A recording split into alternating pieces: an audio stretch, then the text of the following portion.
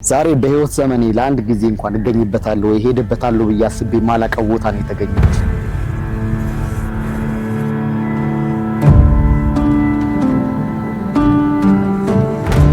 ያዲያቆን ይቀምስና አስተውቆት ይሞታል። እዚህ ከጀርባ የምትመለከቱት ዋሻ ውስጥ ደግሞ የአጽም አለ። ላይክ አጽሞች አሉ። ምንድነው እሱ? በጣም ለብዙ ሳይንቲስቶች፣ በጣም ለብዙ ተመራማሪዎች በጣም እስካሁን ድረስ ጥያቄ የሆነ ነገር ነው ማለት ነው።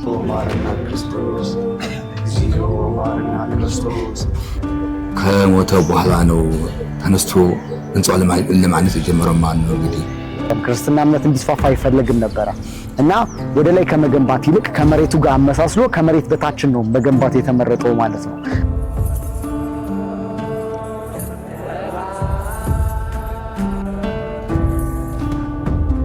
ያው በዚህ በኩል በጣም ጥልቅ ገደል ነው። በዚህ በኩል ሲኬድ ሰው ከወደቀ ኦሬዲ ያ ሰውዬ ኃጢአተኛ ነው። ቀጥ ብሎ ማለፍ የቻለ ሰው ደግሞ ኃጢአት የለበትም። የሆነ ሰዓት ላይ ሲሄድ ምንጭቅ ነገር አደረኩትና ዘሎ እያዘኝ ነውና የዛን ሳቅ ያመለጠኝ ምን ላደርግና ሳቅኝ።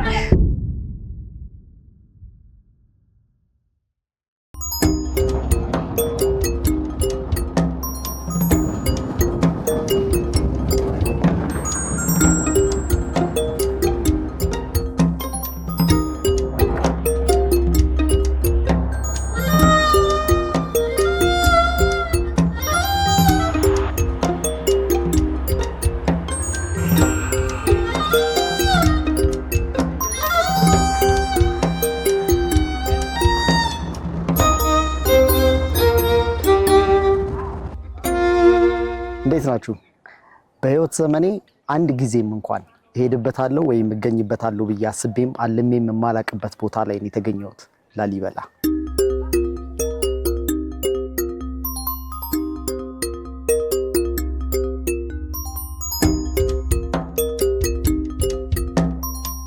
እንግዲህ ዛሬ በጣም ኤክሳይትድ ሆኛለሁ። በቃ ከምላችሁ በላይ በጣም ደስተኛ ሆኛለሁ። ምክንያቱም እንዳልኳችሁ ላሊበላ ሁል ጊዜ የማየው ሁል ጊዜ የምመለከተው የማስበው ነገር ግን በምንም ተአምር ለአንድ ቀን ሄዳለሁ የሚል እምነት ውስጤ አድሮ እንኳን የማያውቅበት ቦታ ነው። እንደ እግዚአብሔር ፍቃድ ሆኖ በጣም በሚገርም ሁኔታ ላሊበላ ተገኝቻለሁ ዛሬ እና በደንብ ላሊበላን አብረን እንጎበኛለን፣ በደንብ እናያለን፣ በደንብ እንቀርጻለን። አሳያችኋለሁ ሁሉንም ነገር። እኔ ያየሁትን ነገር ሁሉ እናንተ ታዩታላችሁ። አብራችሁን ቆዩ።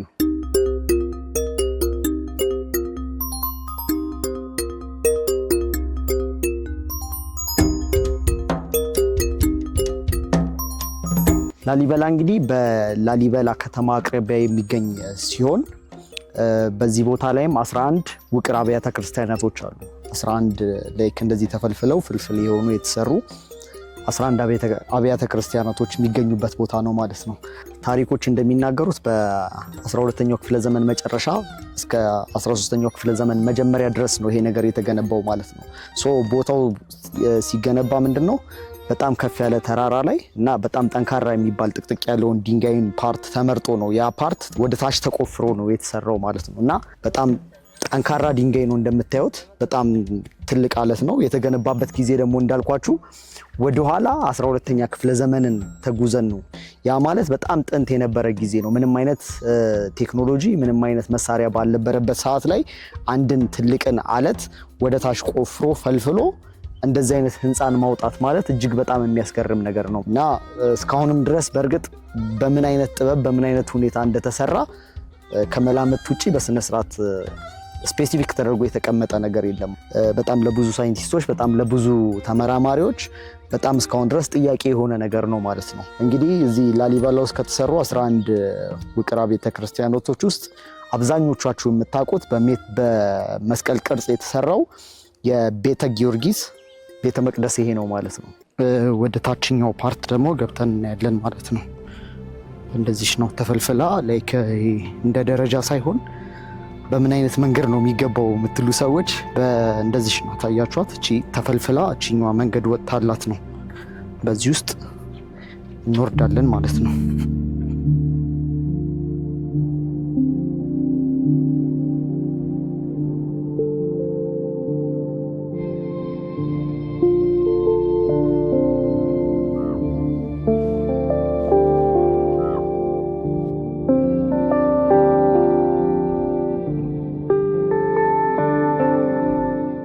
አሁን እዚች ጋር ጫማ ይወለቃል። እዚህ ጋር ጫማ ወልቀን ከዚህ በኋላ በባዶ እግር ነው ወደ ውስጥ የሚገባው። እዚህ ጋር የገባንበት ዋሻ አለ፣ ወደዛም ሌላ ዋሻ አለ። ሁሉም ጋር ገብተን አሳያችኋለሁ።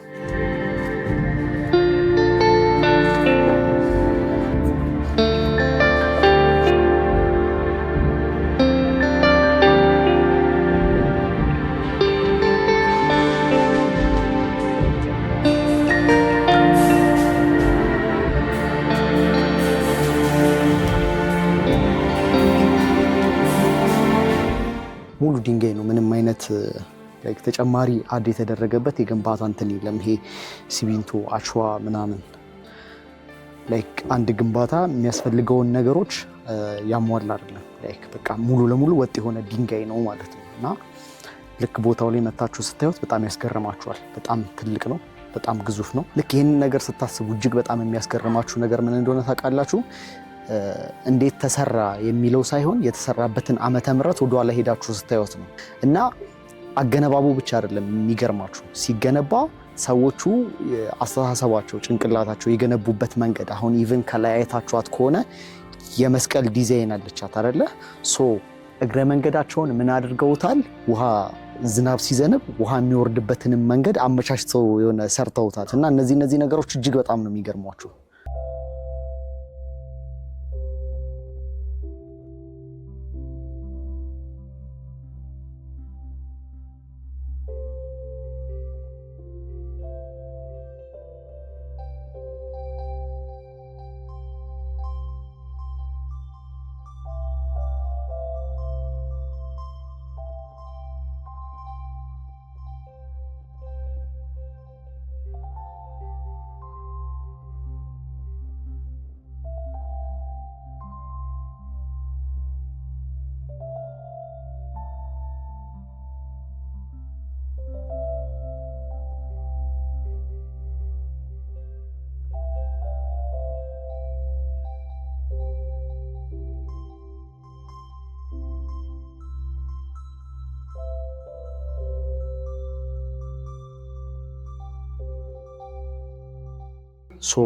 እዚህ ከጀርባ የምትመለከቱት ዋሻ ውስጥ ደግሞ የአጽም አለ። አጽሞች አሉ። ምንድነው እሱ? እዚህ ቦታ ላይ ለመሳለም የመጡ የቅዱሳን ሰዎች አጽም ነው እዚህ ያረፈው ማለት ነው። ይሄ በላሊበላ ካሉት 11ዱ ፍልፍል ውቅር አብያተ ክርስቲያኖች መካከል አንደኛው ነው። ቤተ ጊዮርጊስ ይባላል። ውጭውም ውስጡም እጅግ በጣም ነው የሚያምረው። አሁን ደግሞ ወደ ቀጣዩ ቦታ እንሄዳለን ማለት ነው።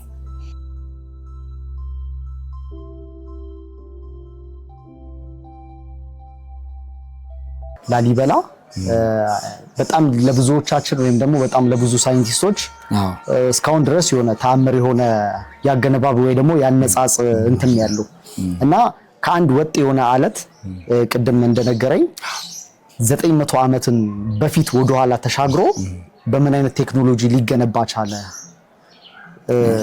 እስቲ እሱን ነገር ይንገር። ጥሩ ጥያቄ ነው የተጠየቀኝ። ያው እንግዲህ መጀመሪያ ቅዱስ ላሊበላ ከሞተ በኋላ ነው ተነስቶ ህንጻው ለማነጽ የጀመረው ማለት ነው እንግዲህ። ኦኬ። አሁን እናም በህይወት ከሞተ በኋላ ድጋሚ ተነስቶ ነበር። ከዚያ በኋላ ቅዱስ ላሊበላ ያው እንግዲህ ቅዱስ ላሊበላ ወንድምና እህት ነበረች ይላል እንግዲህ። እሺ ገድሉን የሚናገረው እንግዲህ ለትልቁ ወንድሙ በማርዳት ብላ ያው ኮሶ የጌታን ሕማሙ ስቅለቱ ግርፎ በማሰብ ዓርብ ኮሶ ይጣን ቅዱስ ላሊበላ እንግዲህ በዚያ ዘመን ማለት ነው እንግዲህ። ከዚያ ቅዱስ ላሊበላ እንግዲህ ለታላቁ ወንድሙ ገና ይነሳት ይባል ሰምታ ለታላቁ ወንድሙ ለገብረ ማርያም ወይ ማርያም ይባላል ለሱ በማርለት ብላ ኮሶ መርዝ ቅላቅላ ይዛ መጣ ቅዱስ ላሊበላ ማለት ነው። እሺ ሰላም ላፉከ እምዘ ተከዘ ሰረበ አመቃ ተለፍቶ ዲያቆን ከለበያል እንግዲህ መልካም የሚናገረው አፈ ሰላም ይገባል ቅዱስ ላሊበላ ነው እንግዲህ ምናምን እና እንግዲህ እህቱ ያን መርዝ ቅላቅላ ይዛ መጣ። እንግዲህ በካልቻችን በባህላችን ድሮ እናታችን አባታችን መናፍስ ከበረ ጠጅ ሆነ ጠላ ቀምሰው ፍቱን ሰጥተው ከዚያ ያው እንግዲህ ከፊቱ ዲያቆንና ውሻ ነበር ይላል። እንግዲህ ያ ዲያቆን ይቀምስና አስታውቆት ይሞታል። ዱካውን ሸቆምስና ይሞታል። ሲሞቱ ቅዱስ ላሊበላ ደነገጠ፣ አዘነ።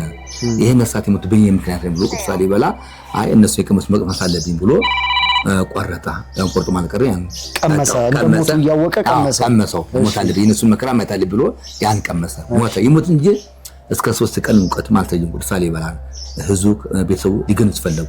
ቅዱስ ላሊበላ ግን መላእክት ታጅበው 7ቱን ሰማያት ሲያስጎበኙ ከቆዩ በኋላ ጌታችን መድኃኒታችን ክርስቶስ ቤተክርስቲያኑ ልክ ቁልጭ ብሎ እንደተሰራ አድርጎ አሳየው። በቃ ለቅዱስ ላሊበላ እና እንዲህ አድርገህ ትሰራለህ ሲለው ጌታችን መድኃኒታችን እንዴት አድርጌ የምሰራው ጌታዬ አምላኬ በምን ያውቅ የምሰራው ብሎ ጌታ ግርጌ ሰገደ ተማልጠናል። ወዳጅ ቅዱስ ላሊበላ አንተ አትሰራውም፣ የምሰራው እኔ ነኝ፣ መላእክት እንዲረዱ አደርጋለሁ። ስሙ ገብረ መስቀል ይባላል።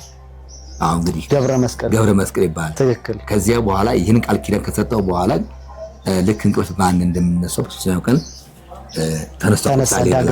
ከተነሳ በኋላ ልክ በአይምሮ የተቀረጸለት ያው እንግዲህ መጀመሪያ ያው ሞዴል አለው ታዩታለች፣ ሙዚየም ታዩታለች፣ ሞዴል አለው። እንደዚያ ከሰራ በኋላ ወደ ክርስቲያኑ ለማነት ገባ። ቅዱስ ላሊበላ ማን ነው ቀን 3 ሜትር 2 ሜትር ይሰራል፣ ግን ቀን ሌሊት ያው እጥፍ ተሰርቶ ያገኛል። እና የተሰራው በመላእክት እርዳታና በኢየሱስ ኃይል ነው የተሰራው ማለት ነው። በመላእክት እርዳታ የተሰራው ማለት ነው። ይሄ ነው ስራውን። እንግዲህ በጣም የሚገርም እንትን ነው። አሁን ቅድም ምን አንብቤ ነበር መሰለሽ? ያው ቅድም እንዳልኩት ወደዚህ ቦታ ስመጣ የተወሰነ ነገር ለማጥናት ሞክሬ ነበረ እና እዛ ላይ አየሁኝና እንትኑን ያ ቦታ ለመፈልፈል ወይ ለመሰራት ምክንያት የሆነው አሁን ያሉኝ ገብረ መስቀል ነው የሚል አገኘሁኝና ኦሬዲ እሱን አወራሁት። ከዛ በኋላ እዛ ጋር ደግሞ ከአንድ ሰው ጋር ተገናኝቼ ሳወራ አይ ገብረ መስቀል የሚባል ሰው አይደለም ላሊበላን የሰራው አለኝና ደነገጥኩኝ። አሁን ያልሆነ ነገር ላስተላልፍ ነው አልኩ። ይሄ በጣም ትልቅ ትምህርት ነው ለሁላችን። ገብረ መስቀል የሚባለው ገብረ መስቀል ማለት ጥላት የሚያቸንፍ ሁሉም ይገዛል ነው። ቅድም ዲያቆኑ አሰፋ እንደገለጸው ማለት ነው። ይቺ ዳግማዊ ኢየሩሳሌም ብሎ ሰይሟታል። አውዚያው እንደርክ ይቆጥርላቸዋል ብሎ ቃል ኪዳን ተገብቶለታል። እንግዲህ ከዚህ ቅዱስ ላሊበላ እዚህ ቦታው የረገጠ አፈሩን የቀመሰ ያው እንደምርለት ብሎ ለጌታችን ለቅዱስ ላሊበላ ቃል ገብቶለታል ማለት ነው። አሁን እኛ ቃል የተገባልንን ነገር እያገኘን ነው። በጣም እውነት ነው። ምን የሚያስደስት ነገር አለ ከዚህ በላይ? እንደዚህ ነው። ሙዚየም ገባን። ሙዚየም ውስጥ ካሜራ አይቻልም ተብሎ ተከልክሎ ነው። ሙዚየም ውስጥ ያሉት ነገሮች ምንድናቸው? የንጉስ ላሊበላ የዛን ጊዜ መገልገያ እቃዎች፣ ወንበሮች፣ ልብሶች እንደዚሁም ደግሞ የላሊበላ ህንፃ ላይክ ሞዴል የሚባለው ወይ ደግሞ ኪነ ህንፃው የሆነ ምንድነው ሞዴል አይደል? እንደዛ ነው ሞዴል የሚባለው። ብቻ እንደ ማስተር ፕላን አይነት ነገር እዛ ውስጥ እዚህ ሙዚየም ውስጥ አሉ። መጠጫዎቹ፣ ሁሉም ነገሮች እዚህ ሙዚየም ውስጥ ይገኛሉ ማለት ነው።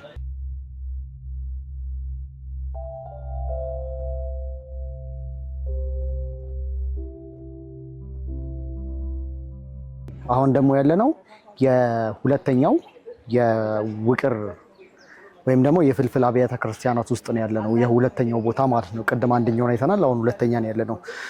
ይሄኛውም ልክ በዛኛው ተመሳሳይ መልኩ አንድ ድንጋይ ወደ ውስጥ ነው እየተፈለፈለ የተሰራው። ሁሉም መንገዳቸው አንድ ነው ማለት የተሳሰረ ነው። አሁን እኛ ስንመጣ ወተን በሌላ መንገድ ዞረን ምናምን የገባ ነው።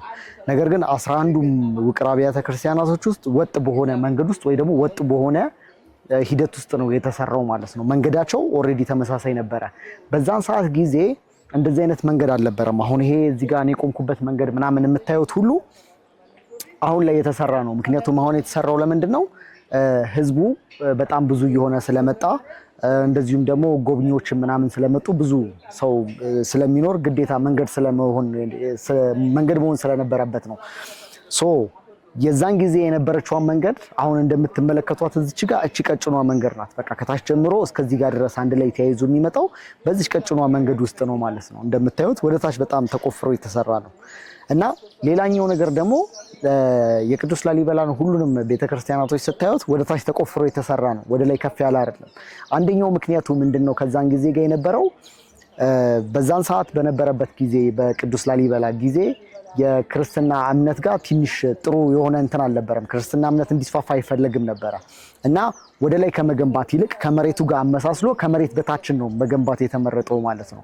እና ሁሉም ቤተክርስቲያናቶችን ስታዩቸው ውስጥ ለውስጥ ናቸው መንገዶቹም ቤተክርስቲያናቶቹም ከመሬት ስር ነው የሚገኙት ማለት ነው። እና በጣም ብዙ የሚያስገርም ነገር ነው ያለው።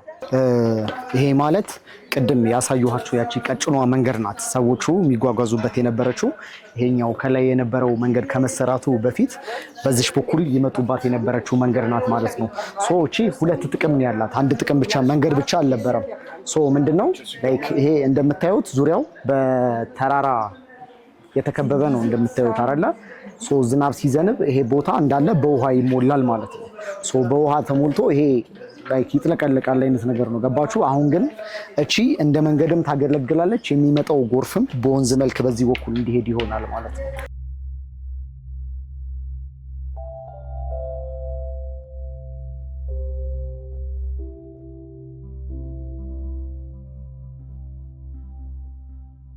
በየእንትኑ ላይ ላይክ እንደዚህ አይነት እንትኖች ታያላችሁ። እነዚህ ደግሞ ዋሻዎች ናቸው። እንደዚህ ውስጥ ለውስጥ ዋሻዎች አሉ። ያው እንግዲህ አሁን ቤተክርስቲያን ላይ አንድ ላይ በህብረትም የሚጸልይ ጸሎት አለ፣ በህብረት የሚገለገል ግልጋሎት አለ።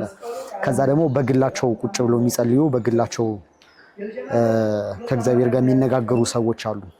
እነሱ አባቶች እዚህ ውስጥ እየገቡ ነው የሚጸልዩት። ልክ በግላቸው መጸለይ በግላቸው ከእግዚአብሔር ጋር መነጋገር ሲፈልጉ እንደዚህ አይነት ዋሻዎች በየቦታው አሉ።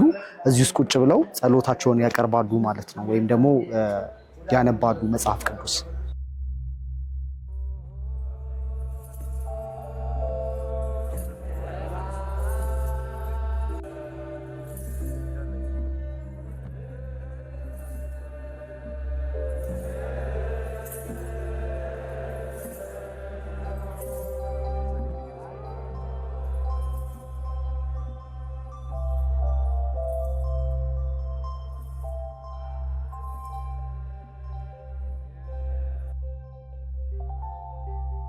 እዚህ ጋር እንግዲህ እንደምትመለከቱት አሁን ያለንበት ቦታ ደግሞ ይሄ የጸበል ቦታ ነው።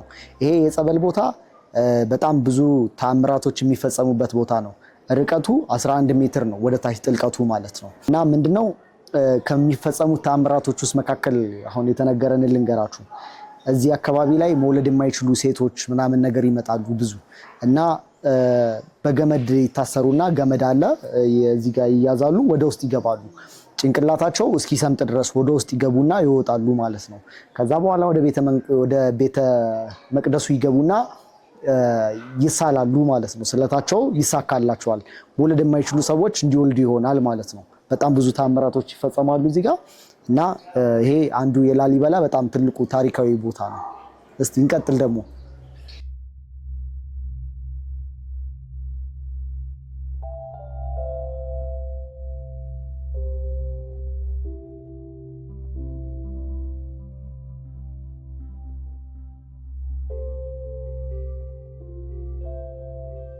እዚህ ጋር ደግሞ ከጀርባ የምትመለከቱት የቅዱስ ላሊበላ ያረፈበት የአስክሬኑ ያረፈበት ቦታ ነው። የመቃብር ቦታ ነው። ይሄ እችኛ ዋሻ ማለት ናት። ልክ እንደምታዩት ተዘግቷል በቁልፍ። እዚች ጋር በጋን ተዘግታለች። ቅዱስ ላሊበላ አስክሬን እዚህ ነው ያረፈው ማለት ነው።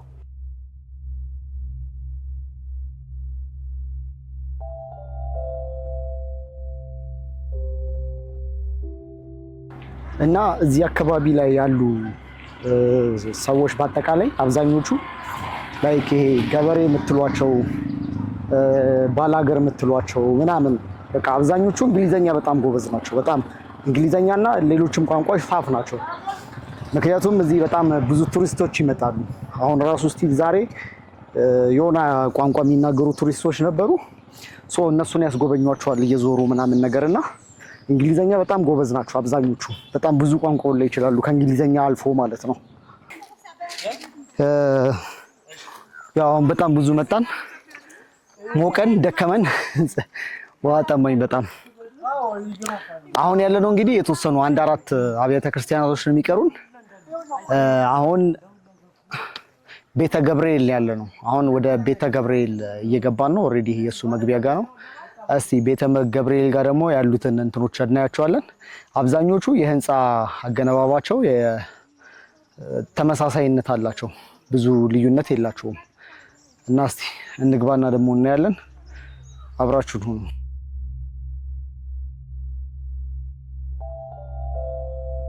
እቺ ተራራ መንገድ ናት እንደምታዩት፣ በጣም ቀጭን ናት እና ከዚህ ጋር ጀምሮ እንደዛ የምታስኬድ ናት። የገነት መንገድ ትባላለች።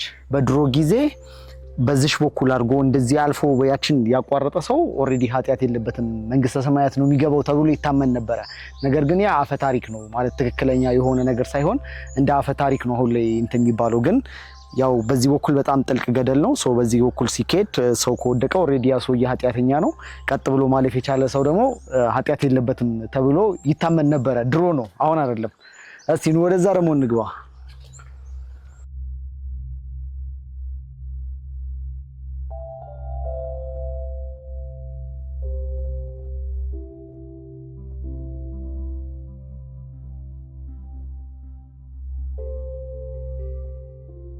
አሁን የቤተ ገብርኤል የጨለማው የአብያተ ክርስቲያን ውስጥ ልንገባ ነው ማለት ነው። ሰው እዛው ስንገባ ምንም አይነት ብርሃን የለም፣ ማብራት አይቻልም ስልክ። ዝም ብለን ነው የምንገባው ማለት ነው። እስቲ ድምጼን ትሰሙታላችሁ እዛ ውስጥ ገብቼ።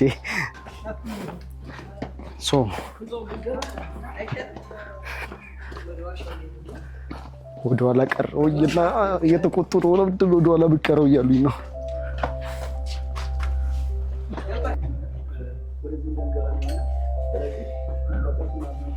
ገባን። ማውራት አይቻልም።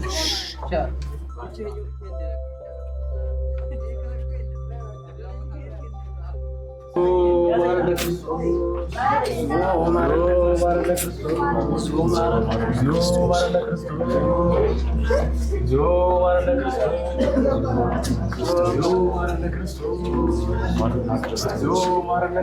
ማረና ክርስቶስ፣ እግዚኦ ማረና ክርስቶስ፣ እግዚኦ ማረና ክርስቶስ፣ እግዚኦ ማረና ክርስቶስ።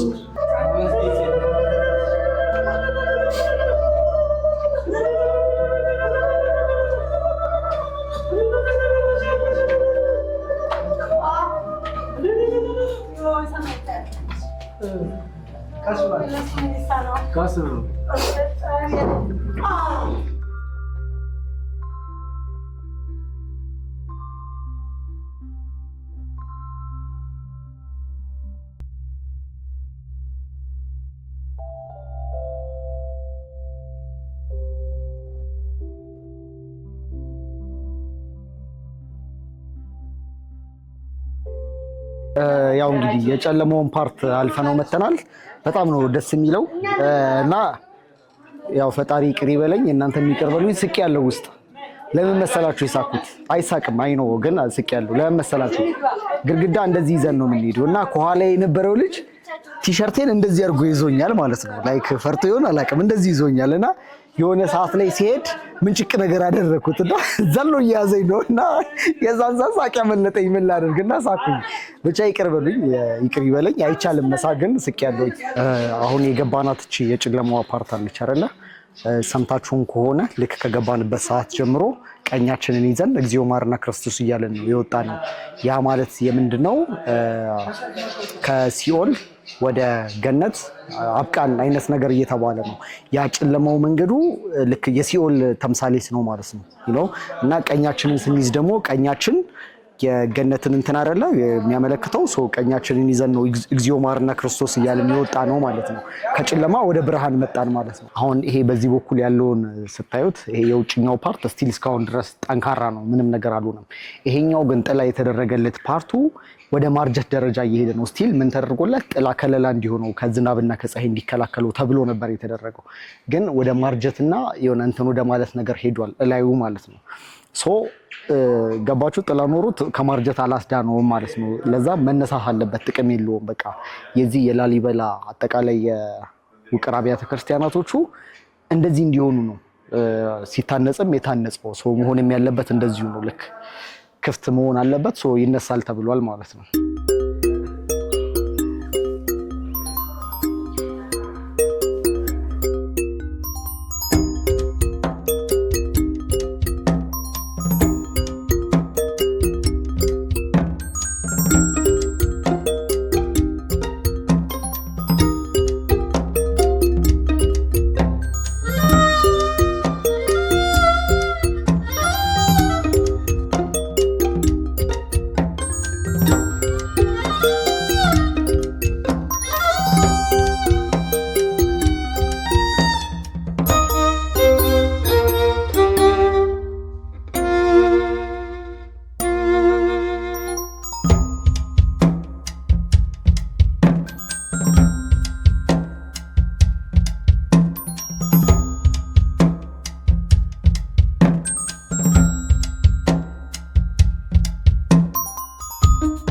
አጠቃላይ ወደ ላሊበላ ጉብኝት ስንመጣ 3 ቀን ነው ጉብኝት የሚፈቀደው። አንድ ቀን ሙሉ ቀን ከዚህ ከከተማ ውስጥ ያሉት እናያቸዋለን።